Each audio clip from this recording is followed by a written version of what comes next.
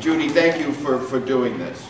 You know, it's fascinating. It may sound a little hokey, shall we say, but you know, when you get up on a Saturday and you ride around the town, and you ride around a little bit more because you thought this event was at the park, but that's okay. And you see what's going on with young people taking part. I think there was some cheerleading and some exercise class, the Catholic organization washing cars out here. Then I come in, you know, into this event today, and we see so many people who are volunteering as from so many different organizations who are out there because of Judy to help people.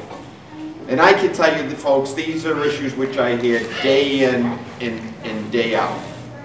You know, we all know about the issue relative to opioid abuse and the numbers of people, young people, that we are losing as a result.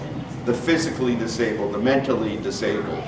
Those folks, and Sheriff Tompkins again is doing an excellent job at Suffolk County, as Suffolk County Sheriff, to be progressive in terms of how he looks at the treatment of prisoners. Our seniors, our elders, and we're so fortunate to have Mystic Valley folks here as well. But it's because of organizations such as this that we're facing the difficult times that we are facing, fiscal and otherwise, that really makes a difference in our society and in particular in our community.